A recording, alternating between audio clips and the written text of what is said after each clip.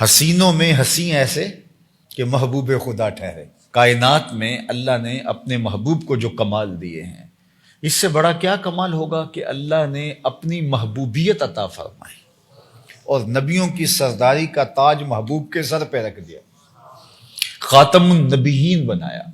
اور آقا کریم فرمایا کہ میں اللہ کے ہاں خاتم النبیین ہوں، اور اللہ نے مجھے اس وقت نبوت عطا فرمائی جب آدم علیہ الصلوۃ والسلام ابھی مٹی اور پانی کے درمیان تھے، ابھی ان کا خمیر گوندا جا رہا۔ وَآدَمُ لَمُنْجَلِدٌ فِي طِينَتِهِ، تو آدم علیہ السلام مٹی اور پانی کے درمیان تھے۔ فرمایا میرے سر پہ اللہ نے اس وقت عظمتوں کا تاج رکھ دیا تھا، نبوت کا اور ختم نبوت کا تاج اس وقت رکھ دیا تھا۔ اچھا، میں آج صبح کو کہہ رہا تھا کہ کسی نے کہا نہیں، علم خدا میں حضور نبی تھے، یعنی فی علم اللہ، اللہ کے علم میں حضور نبی تھے۔ تو میں نے کہا یہ تو مقام مدح پہ ہے، تو اگر حضور علم خدا میں نبی تھے تو آدم علم خدا میں نبی نہیں تھا، نوح علم خدا میں نبی نہیں تھے، موسیٰ و عیسیٰ علم خدا میں نبی نہیں تھے۔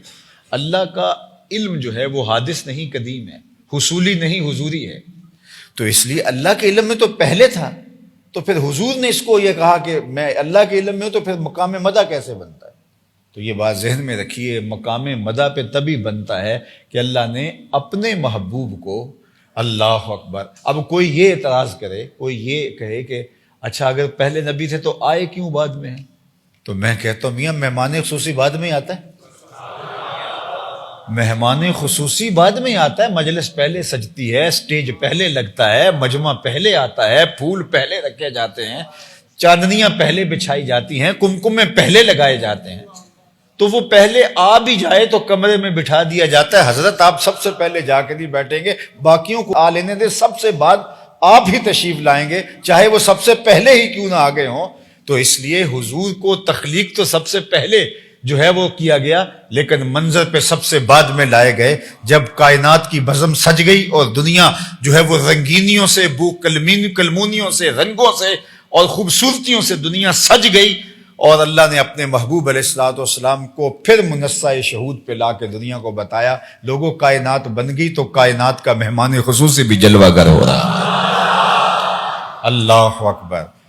تو اصل وجود آمدی از نخست، دیگر ہرچے موجود شد فرح تو۔ سادی پھر بولے، یاد آئے مجھے سادی، کہتے ہیں حضور آپ آئے بعد میں ہیں، لیکن آپ آئے بعد میں ہیں لیکن تھے سب سے پہلے۔ اللہ اکبر۔ ہمیں لگتا ہے پہلے تنا ہے، پھر شاخیں ہیں، پھر پتے ہیں، پھر کلیاں ہیں، پھر پھول ہیں، پھر پھل ہے، پھل پکتا ہے تو پھر بیج بنتا ہے۔ ہم دیکھتے ہیں تو ہم تنے سے شروع ہوتے ہیں اور آخر میں بیج دیکھتے ہیں، لیکن یہ کسی ذمہ دار سے پوچھو، وہ کہتا ہے نہیں تم یہاں دیکھتے ہو، تم اس سے پہلے کی کہانی نہیں جانتے۔ مجھ سے پوچھو تو سب سے پہلے بھی بیج تھا، سب سے آخر میں بھی بیج آیا۔ اللہ اکبر۔ تو اصل وجود آمدی از نخست، دیگر ہرچ موجود شد فرح توست۔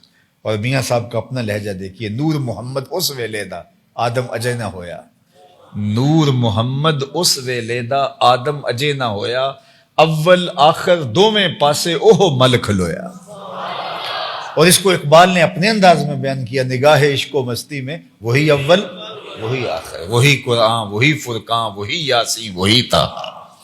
تو اللہ نے اپنے محبوب کو یہ کمال دیا، یہ شان عطا فرمائی کہ ابھی کائنات منصہ شہود پہ بھی نہیں آئی تھی، اللہ نے ختم نبوت کا تاج محبوب کے سر پہ رکھ دیا تھا، حضور کو شان عطا فرمائی ہے۔ اللہ اکبر۔ حضور علیہ الصلوۃ والسلام کو عطا کیے گئے مراتب رفیع، اس کا احاطہ ممکن نہیں ہے۔ ابن الحاج نے لکھا ہے کہ حضور تو حضور رہے، حضور کی شان تو وراء الورا رہی۔